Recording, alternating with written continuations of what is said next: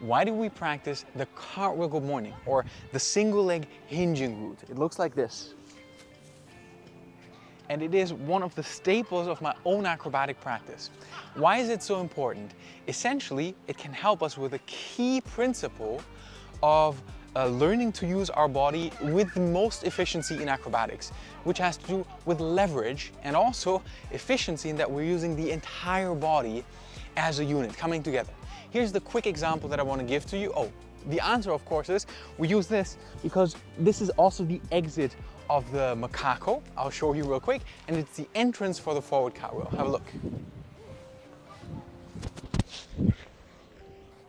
All right, that was the exit, and I'll show you the entrance for the forward cartwheel as well. Here we go. All right, there you have it. That's just the purpose of it. But how does it actually help us practicing this movement, and what should we focus on? For that, I want to ask you a question. All right, microphone came out. Which is easier for me and for you to do? Please try out both as well. Is this easier for me to do? I'm hinging on one leg, the other leg is just in the air. Or is this easier for me to do? The short answer is, well, the overall work is still going to be the same, but what muscles are being used will change. At this single leg hinging movement or single leg good morning movement, essentially my hamstrings and my glutes, they have to do a lot of the work all by themselves. What I'm doing, if I lift the other foot up, I'm now switching on muscles that before were completely passive, right? This leg is just chilling. But now I'm switching on the glutes, switching on the hamstrings, even keeping tension in the top of the other foot. And that gives me leverage. Because that means just like a teeter-totter, now I'm more balanced. More of my weight is already behind me. And if my goal is to get most of my weight back over this base of support, then I want to reach as much of my leg back in that direction. Here's one more important concept and idea. It's not just that we want to have the leg behind us, it's that we want to keep it extended to get the most help from that added leverage. I want to give you a quick example. I could do a half cartwheel, which is just half a cartwheel, like this, where my leg drops. Notice how I'm kicking in, then I come down, the leg drops. Now if I stand up right now as I did before, this again is just this front leg doing most of the work. So if I really want to use the leverage, then I have to keep tension in the top leg, and it will look more like this.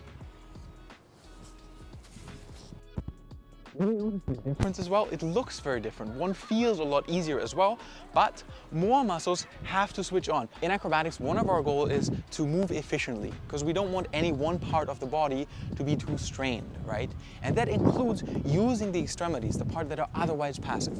So I'm keeping my leg up in the air, and I'll keep reaching it out way longer than I feel like I have to.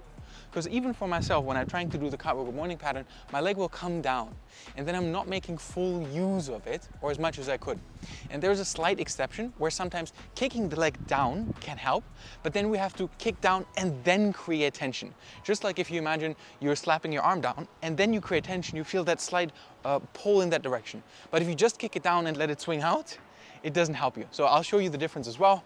From here I can kick down, but then I can keep some stiffness, or I can even kick down and the whole force just ends up on the floor. The second thing we want to avoid. With that being said, I recommend for all beginners at first practice keeping the back leg way higher than you think you need to, and practice keeping a neutral hip line, just like this. Because that will help you a ton with all sorts of exit and entry patterns. And even when we now rewind the move, and you imagine now I'm doing a cartwheel or Webster or something like it, of course I don't want to do too much of this and only then kick. Then the rhythm of the movement will be slightly off. And in general, it's just helpful to practice this nice sort of more or less neutral hip position for practice. All right, that's why we do the cartwheel good morning or the single leg hinging root.